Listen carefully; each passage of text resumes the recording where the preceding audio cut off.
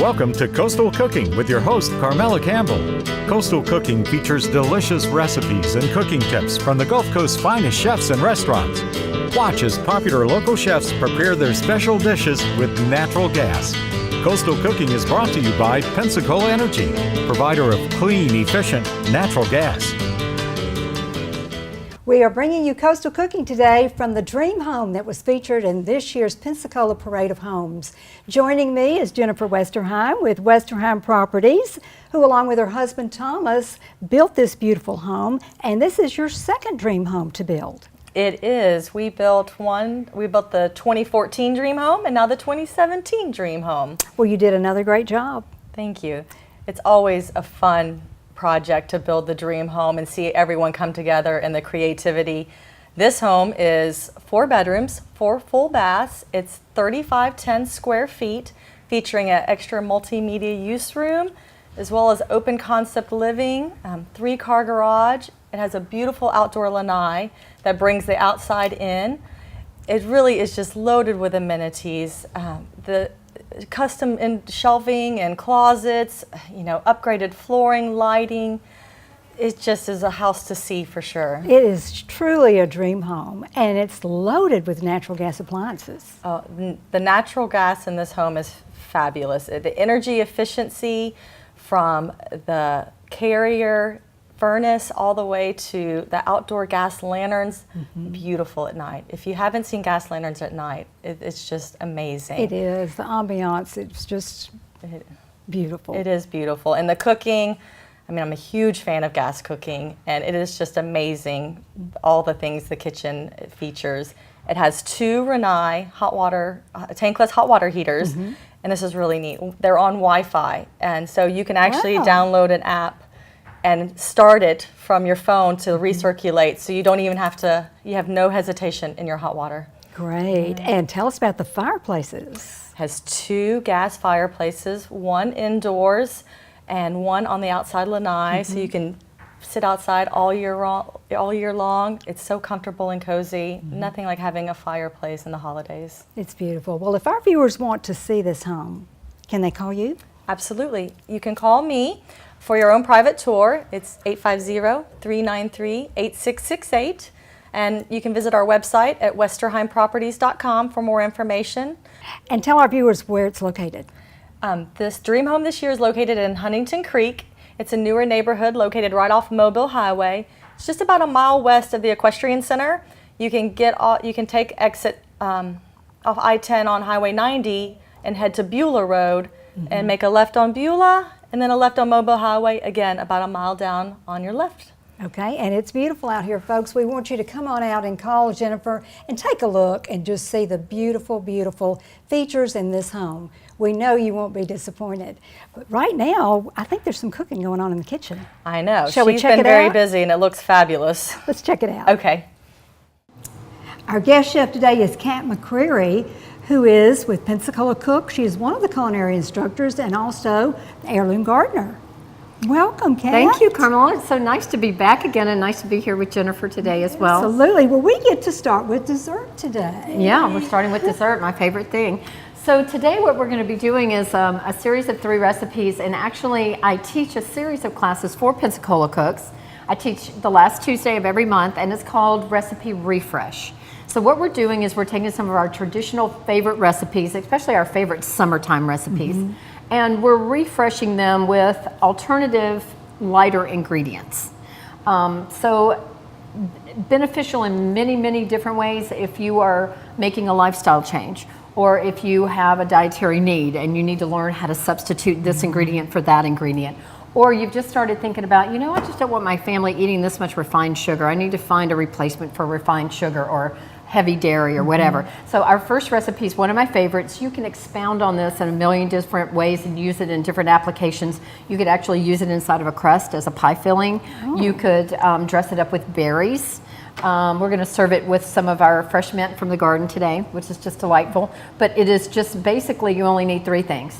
You need fresh lime, you need full fat coconut milk, and the full fat coconut milk, coconut is one of the most beneficial fats that we can take into our body. So it's one of those things that when we nourish our body with coconut milk, it is waiting to get those nutrients. So it's not like a traditional fat. Your body does not interpret it in that way. So you only need 3 things: full fat coconut milk, the limes, and then this is a sweetener that I've just really come to love. This is like my go-to sweetener.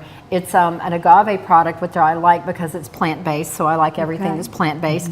And it's also sweetened with a plant base, which is stevia. So it's an agave 5 and sweetened with stevia. So it's all natural and plant-based. There's no artificial anything, which I like, even no coloring or anything. Okay, so this is like the easiest peasiest. If you have a sweet tooth and you need to fix your sweet tooth, this is like a 5-minute fix. It's ready to go. The trick is always keep a can of the coconut milk in your refrigerator so it's already cold, and you have to kind of get it started.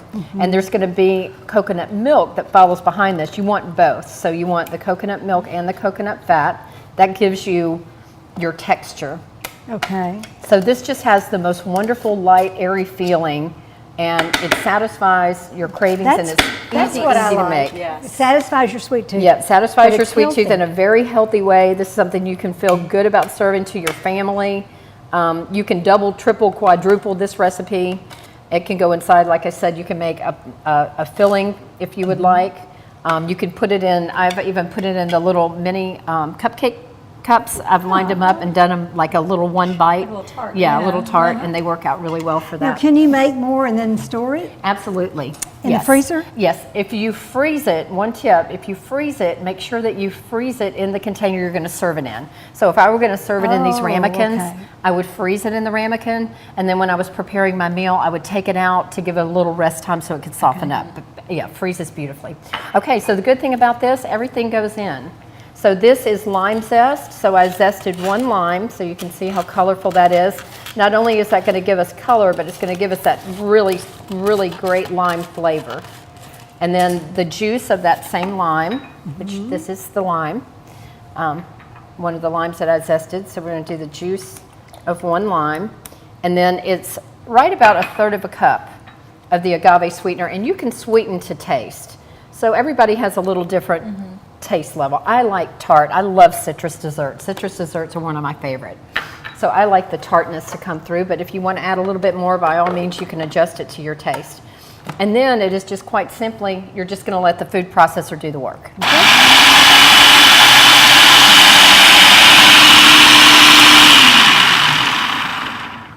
Okay, so you can see our texture is just wonderful on this, and I'm going to scoop out my 2 that I'm going to serve. See how isn't that wonderful? Yeah, it's just like a whip. So I'm going to actually put this in the freezer, so it will harden up some between now and when we serve it. But it is just, and one thing that people don't realize about coconut milk too is that you can use it as whipped topping. So you just put a whole can of the coconut milk in your food processor and let it whip for about 6 or 7 minutes, and you have the best whipped topping you have ever had in your life. It is so We'll good. have to try that. So just add about a tablespoon of the agave sweetener to it to sweeten it up, and instead of having to buy an artificial tub of chemicals, you have a really good, healthy fat source that your body is just going to enjoy so much. Let me ask you, if you're used to using sugar, what is the equivalent, would you say? Like if you're used to putting a teaspoon of sugar in your tea? It is a 1-to-1 conversion. 1-to-1? 1-to-1. Okay. That's easy Is to exactly remember. That is. 1-to-1. And there's also on the internet, if you were to Google conversion, there's a conversion table. Okay. And it tells you if you have a liquid sweetener versus a powdered sweetener versus a granulated sweetener. It tells you the conversion for all of them. That's Yeah. helpful. Okay, so deal. I'm going to put these 2 little dishes. And Kat, how would you describe the consistency for our viewers that this should be? It really is like a whip. Okay. I just love it because it really, Because it really is. just thickens up. It It's really not just thickens gonna- up, and it's like a whip. Yeah, it's not going to get very thick and fluffy and Right. all that. Yeah. Okay. Yeah. Perfect. That looks fabulous. Perfect. Well, think it Jackie is. and Mike Selby have done just a wonderful job developing Pensacola Cook's Kitchen. Their cooking classes and everything. I mean, they have just Yeah, and don't really forget, they just started expanded. this week. Yesterday was their very first night of dinner service. They're going to have dinner service on Oh, Thursday okay. and Friday. Very good. Yeah, so the Wonderful. kitchen. So if you're looking for something fun and fresh to do for date night tonight, go to Pensacola Cook's Kitchen for dinner. Oh, we'll Thursday talk and more Friday. about that. We've got to take a commercial break right now, but when we come back, we'll have more delicious dishes for you, so stay with us. New home buyers prefer natural gas. Here's what local home builders have to say about natural gas homes. Most people, ask for natural gas. They're looking for the hot water heater. They're looking for the cooking. They're looking for the convenience of the grill and never running out. And of course, the heat is much more comfortable on those cold winter days than electric heat. Natural gas from Pensacola Energy, the clean, reliable, earth-friendly choice. I wanted to introduce our viewers to the developers of Huntington Creek, Fred Hemmer and Chad Horn. And gentlemen, you have done an outstanding job with developing this subdivision from the very front of the subdivision, the entry, all throughout. It's beautiful. Tell us a little bit more about the subdivision. Thank you. We are a gated community. We have 170 lots, most of them wooded. We are on Mobile Highway next to the Equestrian Center out in the Beulah area of Florida, growing area. We have a number of models that are open. They'll be open for, after the parade, I know which we are featuring now. We have 3 builders, Ruttenberg, Westernheim, and Classic, which are the builders that are presently in here building. And we're very proud of the community, how it's turned out. We do have pretty strict deed restrictions to make sure that this community stays as nice as it looks now. My partner Chad has extensive background history of building homes and subdivisions in the central part of the state and has been very influential in how this has been designed. Well, gentlemen, this area is booming. And we are thrilled to have you all in Pensacola. And I'm sure you'll have future subdivisions for us, right? We have some more, yes. You have some There will be more, plans? yes. Okay, great. Well, thank you so much. And we will hope you'll stick around. We've got some great cooking going on in the kitchen. We like to eat. Okay, we'd love to have you as our guest. Thank you. Kat, what's our next dish? Well, again, sticking with the theme of recipe refresh, we all love some fried chicken in the summertime, right? So it's nice to find an alternative to that. So what I've done, I developed a recipe because I love fresh herbs. And I absolutely love lemon and chicken together. So what I did was develop an alternative.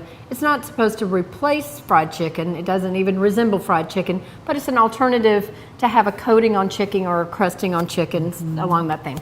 So this is a fresh herb encrusted lemon and lemon zest chicken that we're gonna do. Sounds great. Thank you. It has all fresh ingredients.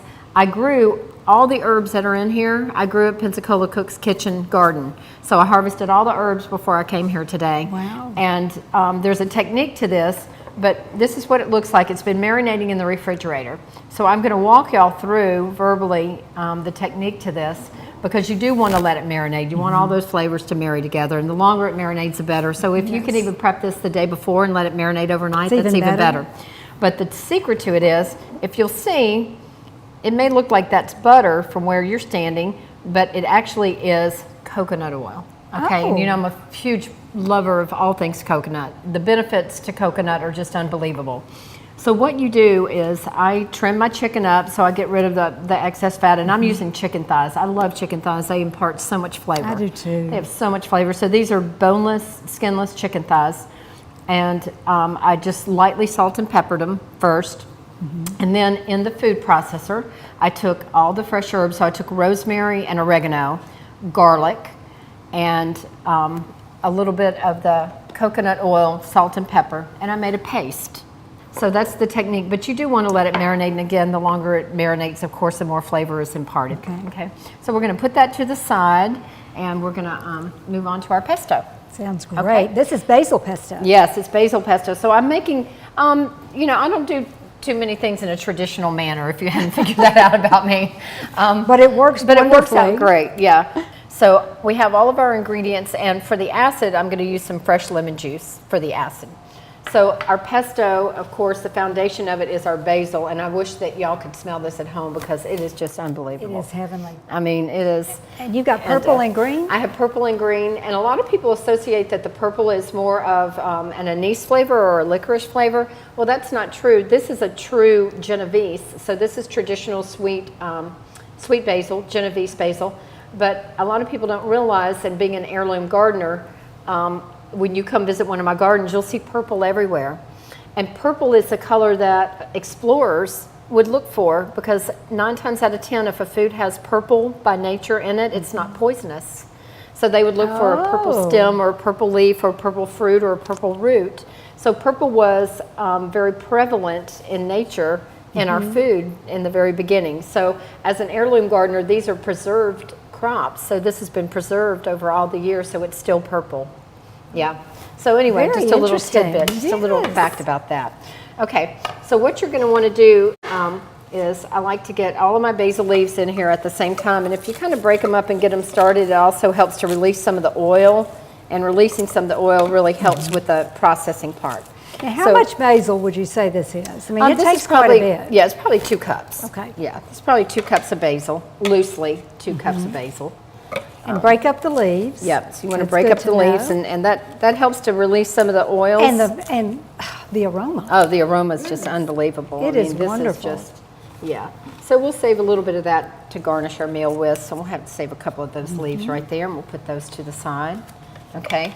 And then the next thing that I like to do is I like to go ahead and get my salt in there. And what the salt is going to do too is it's going to help to bring out the oils of the basil, or release the moisture in the basil. And I like to use a really good sea salt, a Celtic sea salt. It's, I mean, it all is salt. It all has the properties of salt. But with a good sea salt, you get so many minerals that are not found in regular table salt. Regular table salt is very processed. Yes. So investing in a good sea salt will go a long worth way. it. Yep, it's worth it. Okay, so next we're going to put in our garlic and our lemon juice. And that's how I like to get started. So I like to kind of get a little bit of a paste on it first. Okay, so we're going to let this go for just a... Okay, so basically just what we've done is kind of get the process started. Okay, so next I'm going to put in my nuts and my cheese. So, and you can adjust this. Everybody has a different flavor that they like. You know what? Basil is so versatile. It is so versatile, yeah. Different herbs. You don't have to use basil. You can go around your refrigerator and say, boy, that parsley is about to go, or that There you cilantro go. is about to go, or I have this and I have that, or I could go out to my garden. I've made pesto that doesn't even have basil in it. It had every other herb in it, but it didn't have any basil in it. Okay, so I like to put my nuts in there, and then we're going to go ahead and get our Parmesan cheese. So the basic ingredients of any pesto would be your herb, Would be your green, herb, cheese, cheese, nuts, and oil. nuts, and oil. Yep. There you go. Yeah, there you go. There you go. Okay, so see how we're just kind of getting everything pulsed in there together? And then what finishes it off, oh, and I like to put a little bit of a red pepper flake in there too. Not too much. It doesn't really impart too much heat, but it just gives it a different depth of flavor. Little zing to Yeah. it. So we'll do a little shake of some red pepper flakes in there. Oh, this is smelling good. And then the last thing you want to do, you want to drizzle in your olive oil at the end. So I'm going to drizzle.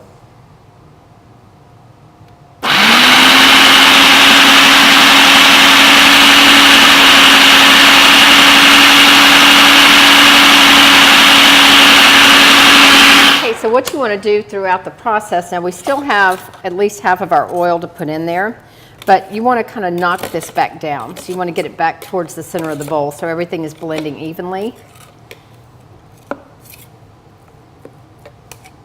Okay, that's starting to come together nicely. Okay. So just a little bit of the finishing oil and we'll be...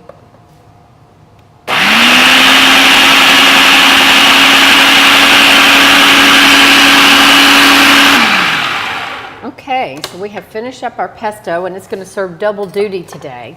Looks So so what I'm going to good. do is I'm going to take a little bit out because we're going to serve it with the chicken as an option, as a complement to the chicken. So I'm just going to take a little bit of this out and reserve that. And then I'm going to go ahead and put this in the bowl that we're going to be preparing our next dish. We'll go on top of this Yes. and we'll toss the two of them together. So,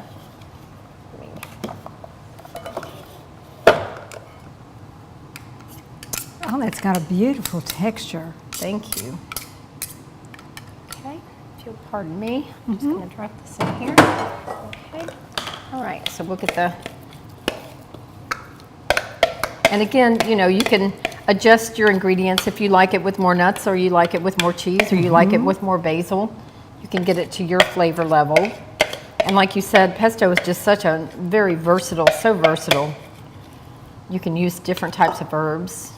And the nuts, you And know, the nuts. you don't want to use and the pine nuts are a little bit more expensive, so there's always a substitute. And it's just a different flavor profile too. Yeah, I really think the peanuts give it a really interesting flavor profile. It's unexpected. You don't, the taste of the peanut doesn't come through, but it's just a different texture too. Right.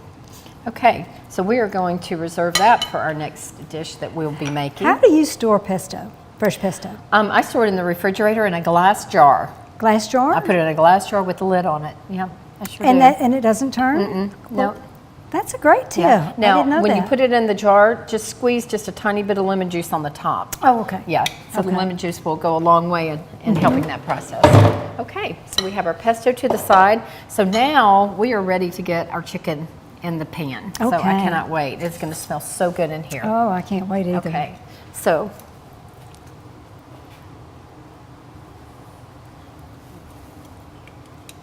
and this is going to give it just such a nice, see how that just sticks to the chicken? So we're going to have that.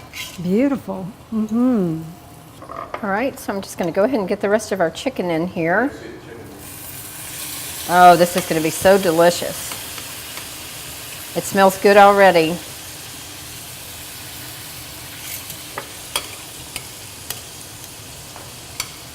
We don't want to leave no herbs left behind, so we'll just pile those on there.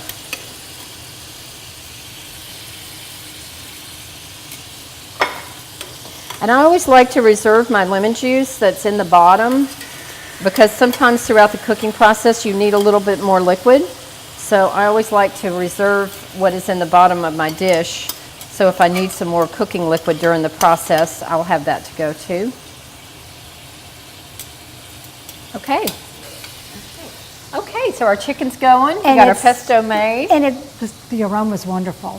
Thank you. Just like you said, you heat up those herbs and Oh, seasonings. it's just magical. It's great. Yeah. We're going to take a commercial break right here. Okay. We're going to let our chicken cook and we'll have that ready for you when we come back, so don't go away. Cooking with natural gas is more controlled than using an electric range. But more importantly, they're less expensive to operate. Don't get burned with electric. Learn more at PensacolaEnergy.com. Welcome back, and Kat, it looks like our chicken is ready. I know, it smells so good. Doesn't it? Cooked to Yeah. perfection. Thank you, and I had a little bit of extra basil, so I just garnished with that. So now, this is our accompaniment to our chicken, and I'm actually gonna serve the chicken plated on top of this. So what I've done is my refresh.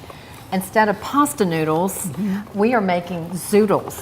So we're making zucchini noodles. I'm gonna hold this for you, and That'd I be great. love this. Yeah, and I know you have one of these, This and is you my- love my your new zoodler. toy. Yeah, I do. So this is just such a great alternative. You can zoodle zucchini, you can zoodle squash, you can zoodle cucumbers, eggplants. It's endless. Sweet potatoes. You can make haystacks out of sweet potatoes. I mean, it's just awesome. So anyway, we're going to go ahead and get this last one done. And earlier, I had done some ahead of time. And the trick to this is I put a little salt in the bowl. So see all that liquid? You want to get that liquid out of there. So what the salt does is it helps to draw that out. So what we're actually going to do is come over here and do a little drain. And then we're going to go to a clean dish towel and we're actually going to squeeze this excess water out. Oh, that's And important, that way, isn't it? it's very important because you want your noodles are not cooked, so you want them to stand up to the pesto and it not be runny. You want it to be a Right. nice firm dish. So that's kind of the little trick. So you put probably it's just about a half a teaspoon of salt, so it's not overbearing, it's just a seasoning. So it acts as a seasoning, but then it also leaches out the excess liquid. So what we're going to do is roll this up, and you can see we have a lot of liquid in there. So we're going to come over And to the that's sink. after you already drained it. And that's after I already drained it. So we're going to come over to the sink and we're going to squeeze it out real good. Okay. And then we'll put these back in our bowl. Okay. I've tried using paper towels and I don't recommend it. You want a nice sturdy dish want a towel. mess, huh? Yeah. If you want a mess, use a paper towel. That's right. Take it from me. That's not what you want to do. Okay, so then what we're going to do is take our pesto. Pesto.